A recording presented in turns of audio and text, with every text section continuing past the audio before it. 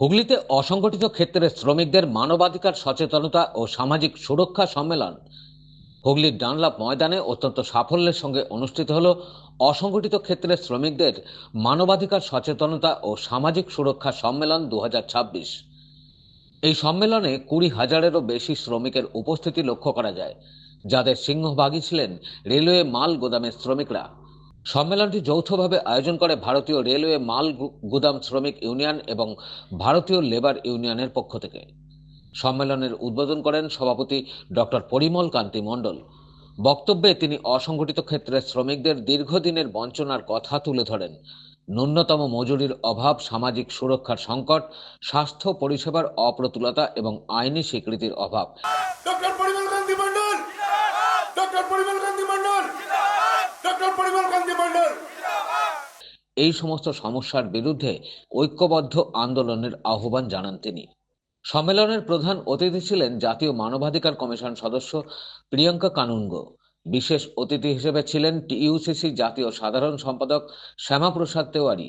এছাড়াও এই অনুষ্ঠানে আরও উপস্থিত ছিলেন শ্রী অনিল জেনা, ডক্টর দীপান্বিতা জেনা, শ্রী শীতাংশু তাই এবং কলকাতা হাইকোর্টের আইনজীবী সঞ্জয় ঘোষ ও সুপ্রিম কোর্টের আইনজীবী কবির ঘোষ। বক্তারা সকলেই শ্রমিকদের সাংবিধানিক অধিকার ও আইনি সুরক্ষা সম্পর্কে সচেতন করেন। সম্মেলনের শেষে সাধারণ সম্পাদক ইন্দুশেখর চক্রবর্তী শ্রমিকদের ঐক্যবদ্ধ থাকার আহ্বান জানান। সমগ্র সম্মেলন জুড়ে অসংগঠিত শ্রমিকদের মানবাধিকার, সামাজিক সুরক্ষা ও মর্যাদাপূর্ণ জীবনের দাবিতে আন্দোলন আরো জোরদার করার অঙ্গীকার করেন। अपने शोषण को रोकने के लिए अपनी आवाज बुलंद कीजिए, शिकायतें दर्ज करना शुरू करिए।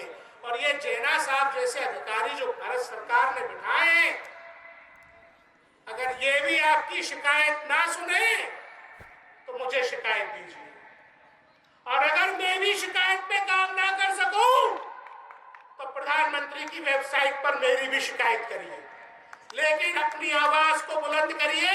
प्रधानमंत्री के पास पहुंची हर शिकायत पे 24 घंटे के अंदर एक्शन शुरू होगा।